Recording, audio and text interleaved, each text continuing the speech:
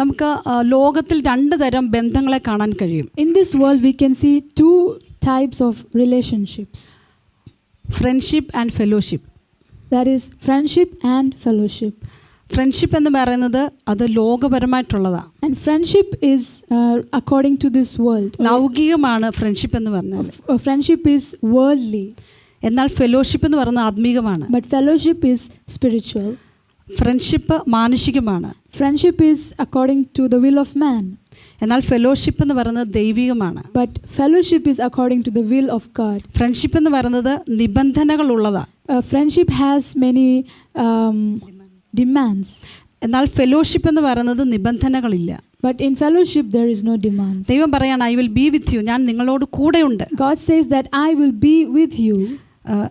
Friendship എന്ന് പറയുന്നത് നിശ്ചയം ഇല്ലാത്തതാണ്, അതായത് ഗ്യാരണ്ടി ഇല്ല. For friendship there is no guarantee. എന്നാൽ ഫെലോഷിപ്പ് എന്ന് പറയുന്നത് നിശ്ചയമുണ്ട്, ഗ്യാരണ്ടി ഉണ്ട്. But we have guarantee in fellowship.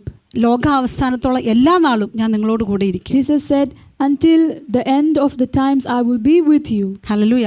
അതുപോലെ ഫ്രണ്ട്ഷിപ്പ് എന്ന് പറഞ്ഞാൽ ഏകദേശം ഒരു 95% അതിൻ്റെ അവസാനം എന്ന് പറയുന്നത് നാശമായിരിക്കും. And if we talk about friendship, almost the highest percentage of it, at the end of that friendship there is destruction. എന്നാൽ ഫെലോഷിപ്പ് എന്ന് പറയുന്നത് അവസാനത്തോളം ജീവൻ കൊടുത്തും ഞാൻ നിങ്ങളെ പരിപാലിക്കും എന്നുള്ളതാണ്. But fellowship, until the end, even I will give my life and I will protect you. അങ്ങനെ നിങ്ങൾ സഭയ്ക്കകത്ത് വേണ്ടത് ഈ ഒരു ഫെലോഷിപ്പാണ്. So that in the church we need fellowship. Hallelujah. Hallelujah. നമുക്ക് ഫ്രണ്ട്ഷിപ്പിന്റെ മനോഭാവത്തിൽ സഭയിലായിരുന്നാൽ നമ്മുടെ ബന്ധങ്ങൾക്ക് ഇടർച്ചയുണ്ടാകും. If we are in the church with a mentality of friends and friendship, we will have disunity.